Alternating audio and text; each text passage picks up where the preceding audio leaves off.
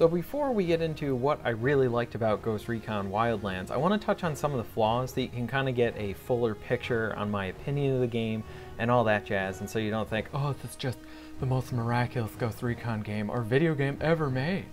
So some of the flaws. One thing that just irks me while I was playing the game is that if you accidentally kill a civilian and you kill a couple of them, the game will be like, no, mission failed, and will just send you back to like a few places from where you were. Like it's just like a mile away. You can quickly get right back there. I don't really get the point in this because there's no real penalty. It's just annoying. And if we go into the whole structure of the narrative, like you're a special ops group going into a cartel state and you have to take them out. So it's gonna get violent. It's gonna get nuts. It's gonna get crazy. It's gonna get dangerous. So some civilians may die. And I don't think anyone's looking down the satellite and being like, oh God, he killed 2 farmers over there. We're gonna have to send back. No, can't keep him going anymore. He's getting violent. Like, stuff's gonna happen. So I feel like there should be a little bit more of a leeway. I understand if it's like you go into a village and just massacre the whole village for no reason. I can understand them being like, well, why'd you do that? But if you hit a couple of civilians while you're driving a car, I mean, it's not my fault. They should have got out of the road. Beep. Beep. Another thing that annoyed me is that the story missions here, they just have that flavor of Ubisoftness to them. And what I mean by that is they like to have story missions where you instantly fail the mission if you get caught.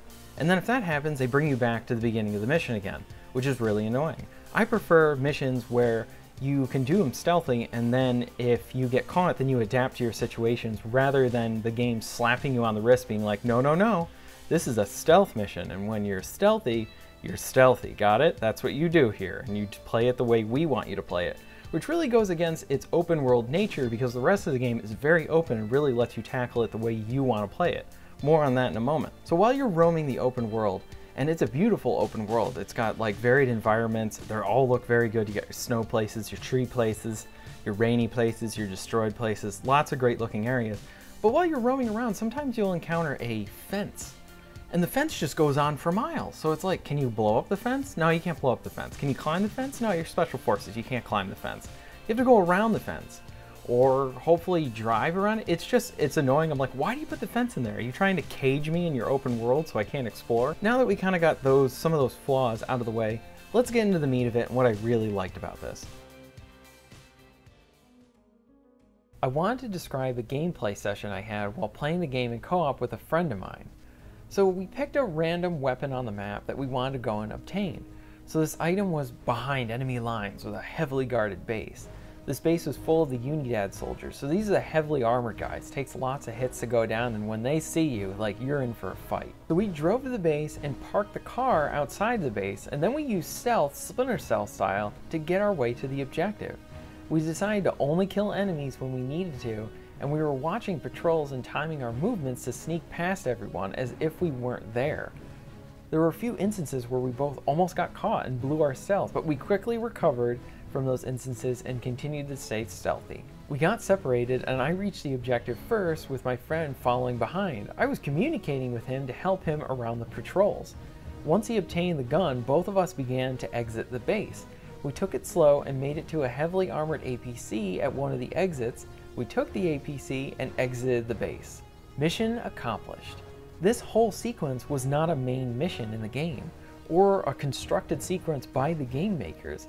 This all came from the freedom of the open world provided and our childlike imagination of trying to do something as we tackled an objective just like from an action movie. This was by far one of my favorite memories from this game. I was a little shocked and impressed I could pull something like this off in an open world game from Ubisoft. That one situation I described was so rewarding because of how I played it. The game gave me the tools and I chose how I'd tackle it. I started experimenting with other situations within the open world. We wanted another piece of equipment at another location, so we stole a helicopter, took it as high as we could, and then paradropped down onto the base and began our assault. We didn't need to do this. We could have just taken a car and just drove right through the front gates, or going through the back entrance. But I felt like it would have been cool to start off the mission all James Bond style and drop in from above.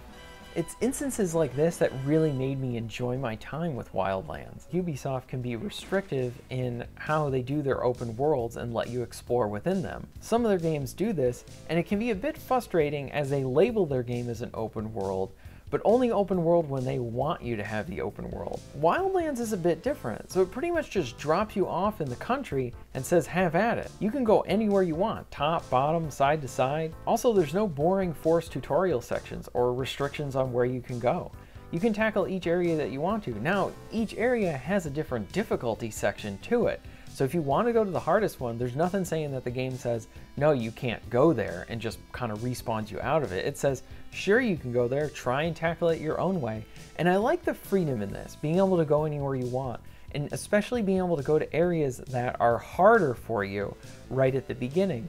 Because if you go there and you're successful or you win something there, it feels like you got away with something. You know, as a kid, it's like, oh, I got the last piece of pie. No one knows I took the last piece of pie. And I walk out of there silently.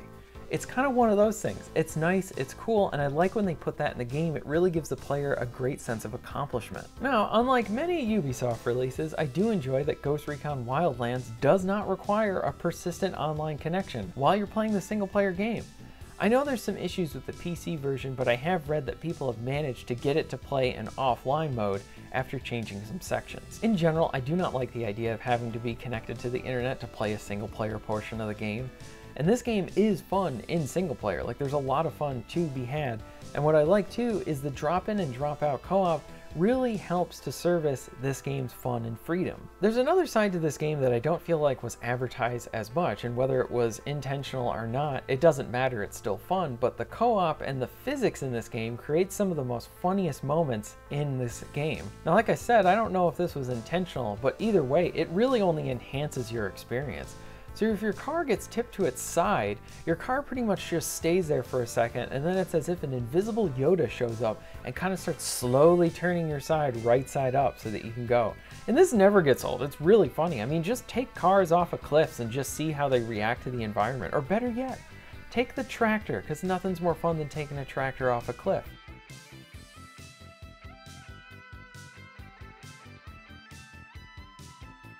Another thing too is the helicopter controls initially were poor, and then they were patched. And yeah, the helicopter controls did improve, but the thing is, the really hard to use helicopter controls were a lot of fun because it created some really funny like flying experiences where basically as the passenger you're like, are you okay over there? Are you on too much medication? Did you drink something funny? And it's like, oh no, I'm just trying to play the game as Ubisoft intended it to be. And I was a little disappointed because when they patched the helicopter controls, it was good and it kind of eliminated some of the funniness that was with the helicopter controls. Thankfully, if you go into the options, you can turn them back the way they were meant to be played, just as crappy as ever. Now, I'm not saying that this game is perfect, but it does provide some really fun, entertaining time, and it's solid co-op. And in some areas, it's a move in the right direction for Ubisoft in terms of their open world games. I thoroughly enjoy attacking bases, attacking outposts, and trying to come up with different situations to go about it.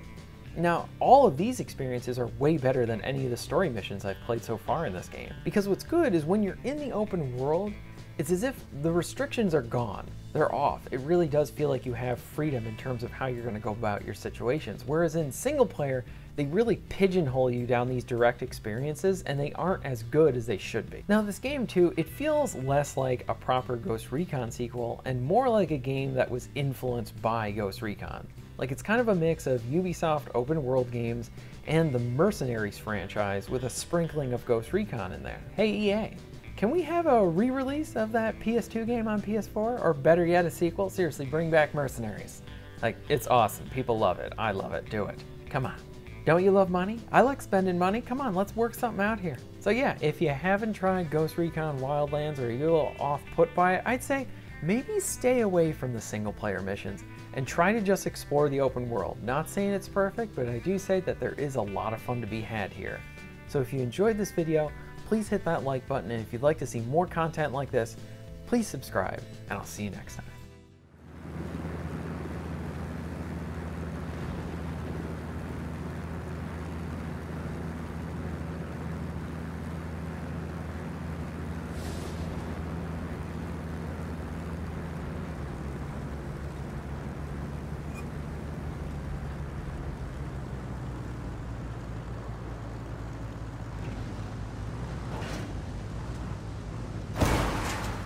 Son of a bitch.